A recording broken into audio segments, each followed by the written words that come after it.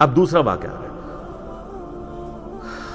او کالذی مر علی قریۃ وہی خاویۃ علی عروشها، اور اسی طریقے سے اس شخص کا حال نہیں دیکھا. اب یہ دیکھنے سے مراد یہ نہیں ہے کہ مطلب وہ سارے لوگ وہاں پہ حاضر و ناظر تھے، یہ لنگوسٹک لٹریچر کی بات ہے. جیسے قرآن میں ہے کہ کافروں نے نہیں دیکھا زمین و آسمان ملے ہوئے تھے، ہم نے انہیں پھاڑ کے جدا کیا. سورہ الانبیاء میں مراد یہ نہیں کہ کافروں نے دیکھی ہے کوئی ویڈیو، مراد یہ کہ یہ اللہ کی قدرت کا نظارہ نہیں دیکھ رہے ہو کہ ان کو کسی نے بنایا، کہ ایک شخص جو گزرا ایک بستی پر سے جو کہ الٹی پڑی تھی اپنے چھتوں کے بل، یعنی وہ کوئی تباہ و برباد، کوئی کھنڈرات تھے. تو اس شخص نے کہا قال انا یحیی ہذہ اللہ بعد موتها، اللہ تعالیٰ مردوں کو کس طرح مرنے کے بعد زندہ کرے گا، یہ بستی کس طرح زندہ ہو سکتی ہے. یہ میں تورات میں ڈیٹیل ملتی ہے، یہ حضرت عزیر علیہ السلام کے بارے میں آتا ہے کہ وہ ایک کسی کھنڈرات کے پاس سے گزر رہے تھے تو انہوں نے یہ کہا. بعض کہتے ہیں کہ یہ لٹریچر کی زبان میں بات ہے، انہوں نے اپنی مردہ قوم کو مخاطب کر کے کہا کہ اتنی مردہ قوم ہو چکی ہے، دوبارہ اسے عروج کیسے ملے گا. تو دونوں باتیں درست ہو سکتی ہیں، ہم تو دونوں قائد کو صحیح سمجھتے ہیں. تو اللہ تعالیٰ فرماتا ہے فَأَمَاتَهُ اللَّهُ مِئَةَ عَامٍ ثُمَّ بَعَثَهُ، تو اللہ تعالیٰ نے 100 سال کے لیے اسے موت دے دی. نیند بھی موت کی بہن ہے نا، اس کے بعد اٹھا لیا. وہ نیند بھی ہو سکتی ہے اور فزیکل موت بھی ہو سکتی ہے. جیسے اللہ تعالیٰ نے اصحاب کہف کو تو 300 سال کے لیے سلا دیا تھا. 300 جو ہے وہ عیسوی اعتبار سے اور 309 ہجری اعتبار سے، یعنی لیونر کیلنڈر کے اعتبار سے. قال کم لبثت، تو جب اللہ تعالیٰ نے اسے اٹھایا نا حضرت عزیر علیہ السلام کو، تو اللہ نے فرمایا ہاں بھی کتنا عرصہ تم یہاں پہ تیرا گزرا ہے. قال لبثت یوما او بعض یوم، تو انہوں نے کہا یا تو میں پورا دن یہاں پہ سویا رہا ہوں یا دن کا کچھ حصہ. قال بل لبثت 100 عام، اللہ تعالیٰ نے فرمایا نہیں، تم تو 100 سال کے لیے یہاں پہ لیٹے رہے ہو. فانظر الی طعامک وشرابک لم یتسنہ، دیکھ اپنے کھانے پینے کی چیزوں کی طرف، کوئی خراب بھی نہیں میں نے ہونے دی. 100 سال تک کھانے پینے کی چیز بھی اپنی اصلی حالت میں موجود ہے. وانظر الی حمارک، اپنے گدھے کی طرف دیکھ. گدھا جو ہے وہ مر کے اس کی ہڈیاں بھی آ چکی تھی. ابھی بڑے مزے کی بات ہے، اللہ تعالیٰ چاہتا تو گدھے کو زندہ رکھ سکتا تھا، خوراک کو خراب کر دیتا اور کہتا دیکھ یہ خراب ہوئی خوراک جو ہے میں اس کو کس طرح ٹھیک کرتا ہوں. تو کسی کے دماغ میں یہ بات آ سکتی تھی کہ گدھا 100 سال کی عمر کا بھی ہو سکتا ہے یا وہ لمبی عمر کا بھی ہو سکتا ہے. کھانا تو ایک ٹائم سے دوسرے ٹائم تک نہیں چلتا، الا یہ کہ آپ کسی ٹھنڈے علاقے میں ہوں. تو اللہ تعالیٰ نے کھانے کو 100 سال تک، یہ ہے معجزہ، کھانے کو 100 سال تک ٹھیک رکھا ہے، گدھے کو مار دیا. اور آگے دیکھیں کیا الفاظ ہیں، وانظر الی حمارک، اپنے گدھے کی طرف دیکھ، وَلِنَجْعَلَكَ آیَةً لِلنَّاسِ، ہم اسے لوگوں کے لیے نشانیاں بنا دیں گے اور تیرے لیے بھی.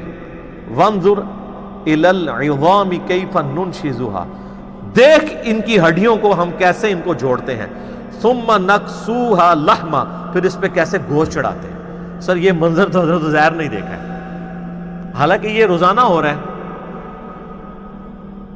انسان کے کیس میں بھی، جانداروں کے کیس میں بھی، لیکن وہ فزیکلی سامنے نظر نہیں آ رہا ہوتا اور اس کا ایک ٹائم پیریڈ ہوتا ہے.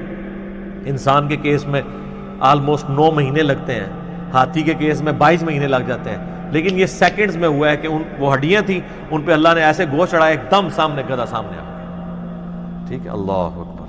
اچھا، اللہ تعالیٰ اس ساری چیزوں کو نشانی بنا کے ایک پیغمبر کے سامنے پیش کر رہا ہے، اس کا ایمان مضبوط کرنے کے لیے کہ اللہ کے لیے مردے کو زندہ کرنا کوئی مسئلہ نہیں ہے.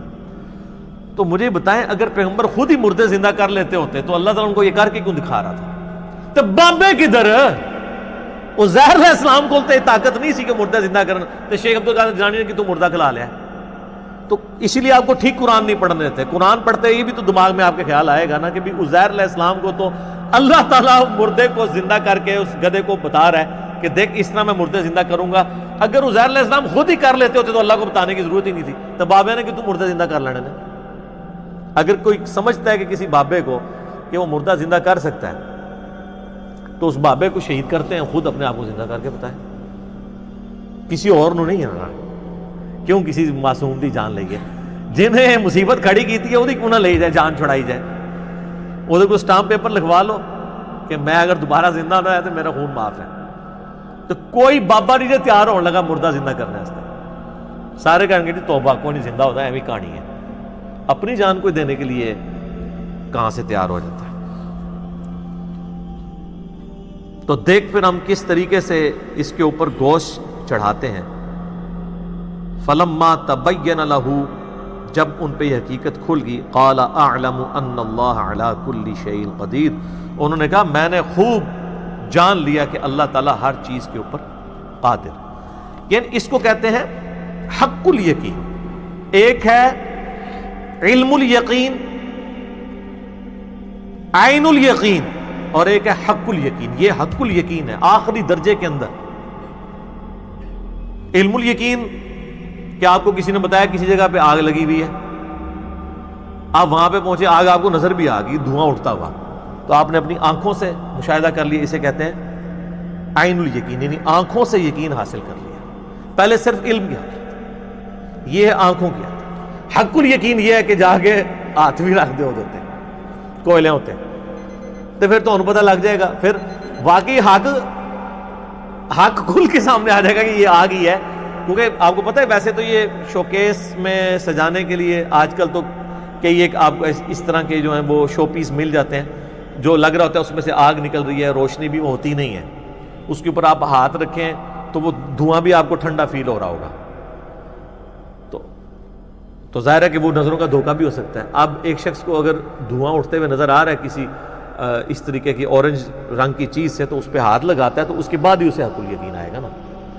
تو پیغمبر کو اللہ تعالیٰ نے وہ حق الیقین تک پہنچا دیا، کیونکہ انبیاء کرام نے دنیا پہ اللہ کی حجت ہوتے ہیں، وہ لوگوں کو انہوں نے اللہ کا تعارف کروانا ہوتا ہے، ان کا ایمان جو ہے وہ اعلیٰ درجے کا ایمان ہوتا ہے۔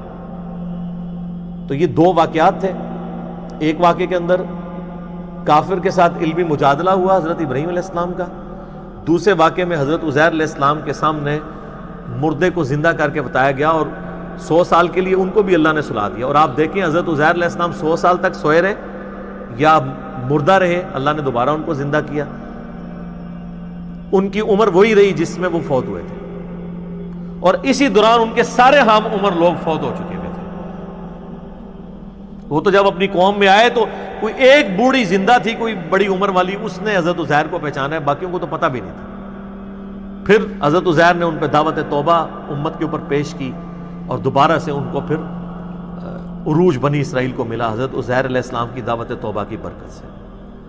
تو یعنی اللہ تعالیٰ نے ان کو دکھایا کہ اگر اللہ مردے کو زندہ کر سکتا ہے نا، تو اس مردہ بنی اسرائیل کو دوبارہ سے دنیا کا حکمران بنا سکتا ہے۔ تو یہ دوسرا عروج تھا۔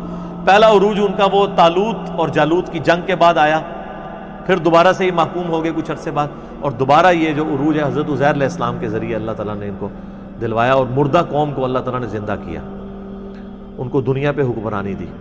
تو یہ حضرت عزیر علیہ السلام کا یہ واقعہ، اور اب تیسرا واقعہ جو ہے نا وہ حضرت ابراہیم علیہ السلام کا واقعہ ہے، مردوں کو زندہ کرنے کے حوالے سے۔ انشاءاللہ اس میں کئی ایک ٹیکنیکل چیزیں بھی ہیں، میں اس کو اگلی دفعہ ہی ڈسکس کروں گا۔ وہ ایک امپورٹنٹ واقعہ ہے جو ان کو اللہ تعالیٰ نے حکم دیا کہ 4 پرندے پالو، ان کو اپنے سے ہلا لو، پھر ان کو کاٹا، ان کا پورا قیمہ کیا گیا، پھر اللہ تعالیٰ نے ان کو زندہ کر دیا۔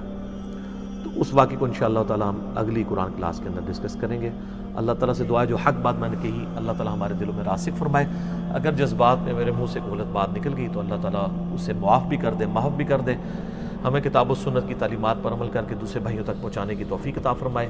سبحانک اللہم و بحمدک، اشہد ان لا الہ الا انت، استغفرک و اتوب الیک، وما علینا الا البلاغ المبین۔ جزاکم اللہ خیر۔ جزاک اللہ،